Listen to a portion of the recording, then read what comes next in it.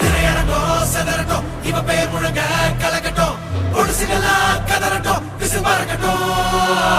நரகத்துக்கே தெரியட்டும், அந்த எவனுக்குமே புரியட்டும், உலகத்துக்கே கேட்கட்டும், செவி கிழியட்டும்.